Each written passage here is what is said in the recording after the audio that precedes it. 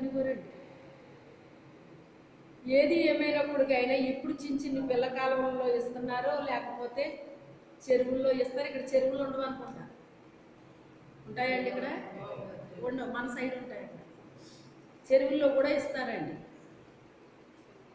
ఇప్పుడు ఆ కాలువని చెరువుని ఇప్పుడు చర్చి దగ్గర తీసుకొచ్చేసారు. ఎలాగా? ఈ కాలువ మరి ఇప్పుడు ఓపులేయండి మనుషులకి. మేము బాప్తీసాలకు వెళ్తే 2 కిలోమీటర్లు నడకని మాటండి. ఎండకు 2 రాటాకు 2ని. మళ్ళీ పాటలు పాడుకుంటా, చప్పట్లు కొట్టుకుంటా, డ్రమ్ము వాయించుకుంటా, కంజర్లు వాయించుకుంటా ఇంత తతంగం ఉండేది అన్నమాట. ఏమీ వద్దు, కనీసం ఎక్కడి నుంచి 1 కిలోమీటర్లు పాటలు పాడుకుంటూ వెళ్ళమని చూద్దాం. ఒప్పుకుందండి మనుషులకి?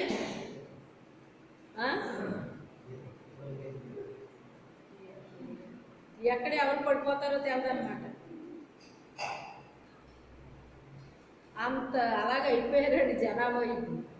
అందుకని ఇప్పుడు ఏం చేశారంటే ఆ కాలువని ఆ చెరువుని ఎక్కడ తెచ్చేసారు? ఇప్పుడు అడుగు తీసుకు ఇంకా అందులో పెడతామని అన్నమాట.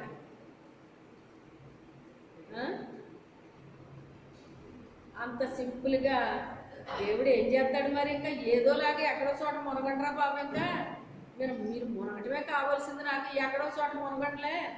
మీరు చెరువుల దగ్గరికి ఎక్కడ నడుపుతారు? మీరు కాలువల దగ్గరికి ఎక్కడ వెళ్ళగలరు? మీరు ఏదోలాగా మీ మనసు మారితే చాలు నాకు అంటున్నాడు అన్నమాట దేవుడు.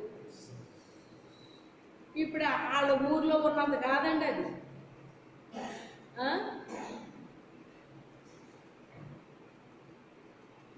ఇప్పుడు ఇక్కడ ఎప్పుడైతే మునుగుతున్నాడో, ఒకసారి మునిగాడు చూసుకున్నాడు, ఏం జరగలేదు. రెండోసారి మునిగాడు చూసుకున్నాడు, ఏం జరగలేదు. ఎందుకంటే మనం ఏదైనా మందులు వాడేటప్పుడు ఏమన్నా ఏంటది తేడా తెలుస్తుందండి? ఏమన్నా తేడా వచ్చిందా అని అడుగుతారా లేదా? చెప్పండి, అడుగుతారా లేదా?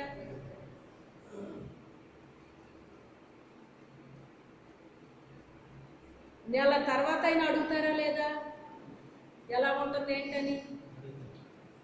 అంటే అది కొద్ది రోజులకు కానీ, కొద్ది వారాలకి కానీ, కొన్ని నెలలకు కానీ ఏమొస్తుంది? చేంజ్ వస్తుంది అందులో కదా. కానీ ఇప్పుడు ఒకసారి మునిగాడు, 2 సార్లు మునిగాడు, 6 సార్లు మునిగాడు. మొదటిసారి మునిగినప్పుడు ఎలా ఉన్నాడో 6ఓసారి మునిగినా కూడా అలాగే ఉన్నాడు. అరే ఇతను చెప్పింది నిజం కాదురా, ఏది ఎక్కడ ఎలా ఉందో అలాగే ఉంది ఇది అని ఉంటాడు. ఇప్పుడు ఈ పనివాడు కదా చెప్పాడు. ఇప్పుడు ఎందుకనే ఆడు బయట ప్రాణాలు పైకి ఎగిరిపోయి ఉంటాయి. ఎందుకంటే మరి ఆడు పీకి ఎగిరిపోద్దు ఏం జరగకపోతే. మరి ఇతను చెప్పిన మూలంగా కదా అతను దిగాడు. ఇప్పుడు అందులో అయ్యగారు 7 సార్లు కదండి చెప్పింది, ఇంకోసారి మునగండి అయ్యగారు అన్నాడు. అప్పుడు 7ఓసారి మునిగి పైకి లేచేటప్పటికి ఏమొచ్చింది? హల్లెలూయా. దేవుడు మనకి ఏది చెప్పితే అదే చెయ్యాలండి. మనం పరీక్షలు పెట్టుకోవటం కాదు. దేవుడు ఏం చెప్తే అది మనం చెయ్యాలి. 7ఓసారి ఎప్పుడైతే స్వస్థత అతనికి కలిగిందో అప్పుడు అతనికి ఆశ్చర్యం కలిగిందండి. మీరు గమనించండి. ఇప్పుడు అతని ఆత్మీయ నేత్రాలు తెరవబడియా లేదా? అప్పటి వరకు అతను అనుకున్నాడు పెద్ద నదుల్లోనే ఇది జరుగుతుంది అని ఒక అపోహలో ఉన్నాడండి అతను. ఎక్కడ జరుగుతుంది? పెద్ద పెద్ద నదుల్లోనే జరుగుతుంది ఇది, పెద్ద పెద్ద మీటింగ్స్లోనే జరుగుతుంది ఇది, పెద్ద పెద్ద చర్చిల్లోనే జరుగుతుంది ఇది అని ఒక గుడ్డి నమ్మకంలో ఉండిపోయాడు. అక్కడ జరిగేది పెద్దదా చిన్నదా ఇది కాదండి, ఆయన ఉండాలి అక్కడ. అది పెద్దదైనా ఆయన ఉండాలి, చిన్నదైనా ఆయన ఉండాలి, ఎక్కడైనా ఆయన ఉండాలి. ఆయన లేకపోతే ఎక్కడా జరగదండి, ఎక్కడా జరగదు. ఇప్పుడు అది చూడడానికి ఎంత చిన్నదండి ఇప్పుడు అది. అసలు అతనికి నమ్మకం ఉందా దాని మీద? ఆ పనివాడు చెప్పిన మాటలను బట్టి, ఇంటి దగ్గర భార్య ఆ యొక్క పిల్ల చేసిన ప్రార్థన బట్టి, ఇక్కడ పరిశుద్ధాత్మ దేవుడు అతని హృదయాన్ని కదిలిస్తూ ఉంటుండగా అతను అందులోకి దిగాడు. అతనికి ఎప్పుడైతే స్వస్థత కలిగిందో ఇప్పుడు అతని మనోనేత్రం వెలిగిందండి. ఎప్పటి వరకు పెద్ద పెద్ద ఆటల్లో జరుగుతుందేమో అని నేను అనుకున్నాను, కానీ ఇంత చిన్న నదిలో కూడా దేవుడి స్వస్థత పెట్టాడా అని ఇప్పుడు అతనికి ఏమైంది? అర్థమైందండి. అంటే ఆత్మీయ నేత్రాలు తెరవబడిని. శరీర నేత్రాలతో చూస్తున్నాడు. శరీర నేత్రాలతో చూస్తే ఇది పిల్ల కాలువలో కనపడ్డది. ఇప్పుడు ఆత్మీయ నేత్రాలతో చూసేటప్పటికి ఆ పెద్దవి కూడా ఎందుకు పనికిరావు,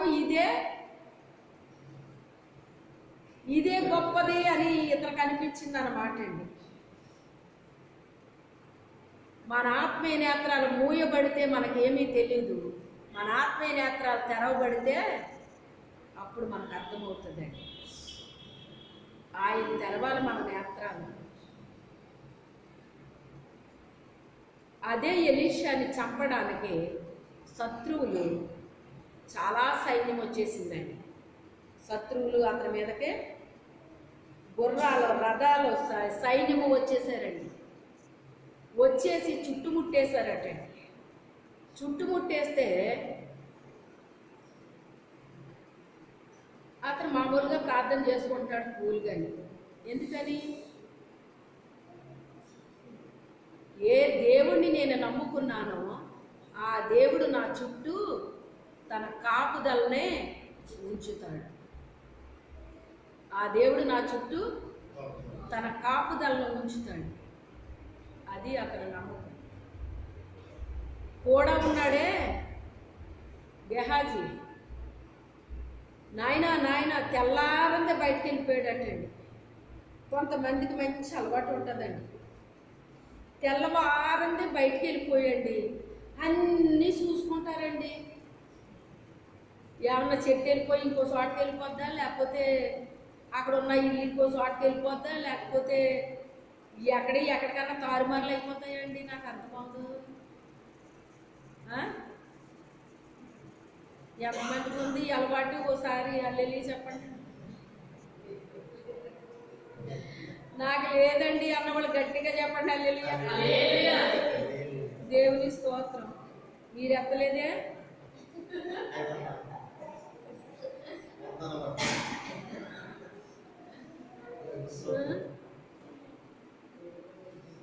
ఇంకా మీకు తెలుసో లేదో నాకు తెలియదు, కానీ మా చిన్నప్పుడండి కళ్ళు మూసుకుని వెళ్ళంట కొబ్బరి చెట్టుని చూడాలంటండి.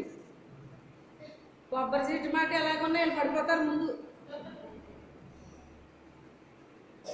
వీళ్ళు పడిపోయి వీళ్ళు మొక్క షేపులు మారిపోతాయి అన్నమాట.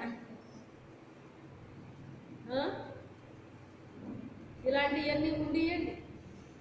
కొబ్బరి చెట్టుని చూడటం ఏంటి, దేవుని చూడాలి కానీ అనుకునేదాన్ని, మనసులో అనుకునేదాన్ని అండి.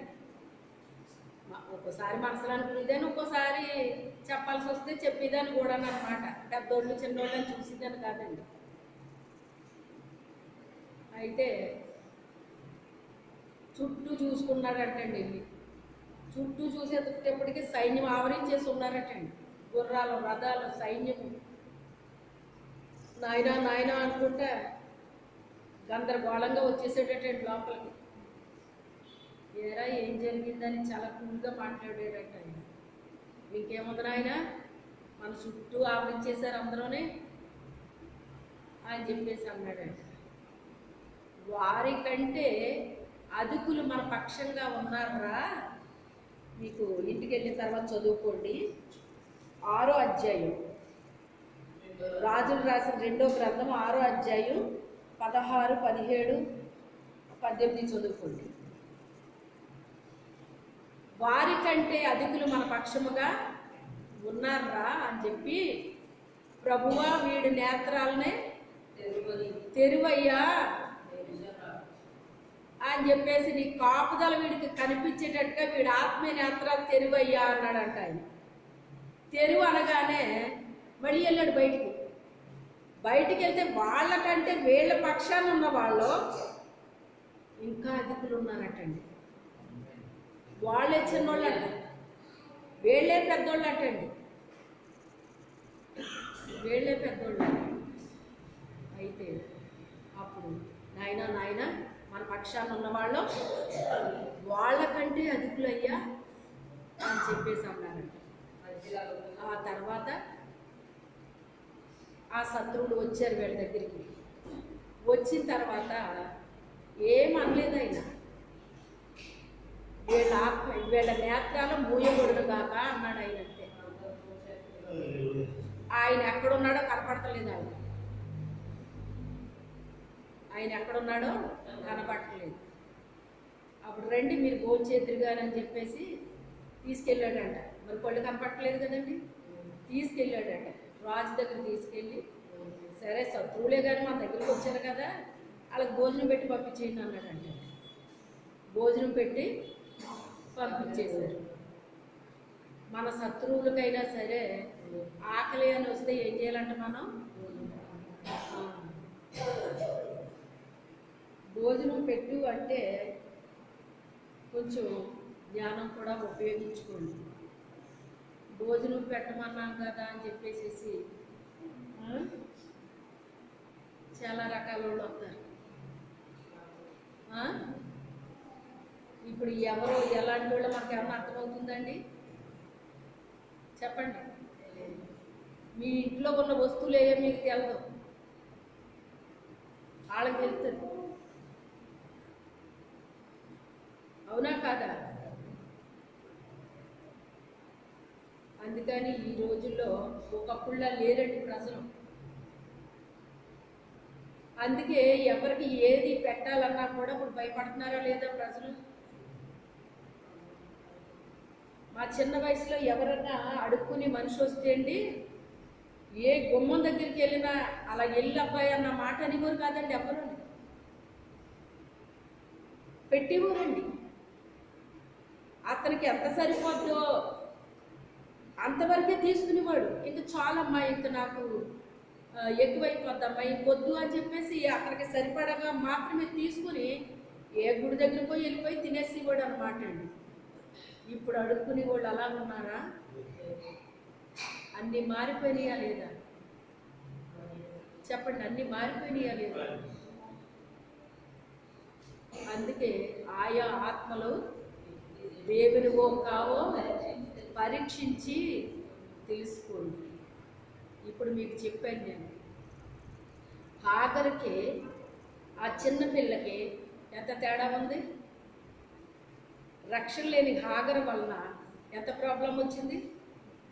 రక్షించబడిన ఈ చిన్న బిడ్డ ద్వారాగా ఆ యజమానికే రక్షణ వచ్చిందండి. వాళ్ళు నన్ను శ్రమ పెట్టారు కదా, బాధ పెట్టారు కదా అని ఆమె కక్ష పెట్టుకుందండి? పెట్టుకోలేదు. వాళ్ళకి మేలు చేసింది. మీకు మేలు చేసిన వారికి తిరిగి మేలు చేస్తే ఏం ప్రయోజనం? మీకు కీడు చేసిన వారికి మేలు చేయండి, అది నాకు హితము అంటాడు ఆయన. చాలా విషయాలు ప్రభు నాతో చెప్తూ ఉంటారన్నమాట అండి. ఫలానా ఓళ్ళు ఇది సంగతి, ఫలానా ఓళ్ళు ఇది సంగతి. వాళ్ళు చెప్పిన నువ్వు నమ్మొద్దు అని చెప్పేస్తాడండి దేవుడు. అంత నడిపింపు దేవుడు నాకు ఇవ్వకపోతే నేను ఎలా చేయగలను? చాలా ఖచ్చితంగా చెప్తాడండి ఆయన. నువ్వు అటు ఇంకా వెళ్ళకు, అటువైపు ఇటు వెళ్ళొద్దు. వాళ్ళ హృదయాలు ఎలాంటివి, వాళ్ళ మనసులు ఎలాంటివి, వాళ్ళ బుద్ధులు ఎలాంటివి, వాళ్ళ ప్రవర్తన ఎలాంటిది అన్నీ దేవుడు తెలియపరుస్తాడండి. కొంతమందిని చూస్తే నాకే ఆశ్చర్యం కలుగుతుందండి. వీళ్ళేంటి ఇలాగా ప్రభువా అని నాకే ఆశ్చర్యం కలుగుతుంది. ఆ తర్వాత కొంతకాలానికి అర్థమవుతుంది అన్నమాట అండి. కానీ ప్రభుకి ఎప్పుడో తెలుసు ఆ విషయం. ప్రభుకి ఎప్పుడో తెలుసు ఆ విషయం. అందుకే ఆయన అంటాడు, నా మార్గముల వేరు, మీ మార్గముల వేరు. ఆలోచనలు వేరు, మీ ఆలోచనలు వేరు. నా తలంపులు వేరు, మీ తలంపులు వేరు. నా ఉద్దేశాలు వేరు, మీ ఉద్దేశాలు వేరు. మన ఆత్మీయ నేత్రాలు తెరవబడి ఉండాలండి. ఆత్మీయ నేత్రాలు మూసుకుని పోతే ఎక్కడేముందో మనకు తెలియదు. మంచి చిన్న కాలువే కదా అని అనుకుంటాము. ఆత్మీయ నేత్రాలు తెరవబడితే అర్థమవుతుంది ఇది చిన్నది కాదు, ఇది దేవునికి సంబంధించింది. ఎవరిదే? ఇది దేవునికి సంబంధించింది. అదేదో పెద్దది కదా, ఏదో జరిగిపోద్ది అనుకున్నాం, కానీ అందులో ఏమీ లేదు. అర్థం చేసుకున్నాడా లేదా? ఎప్పుడు అర్థమైంది అతనికి? తెరవబడ్డాక అర్థమైంది. తెరవబడకపోతే అర్థమవుతుంది.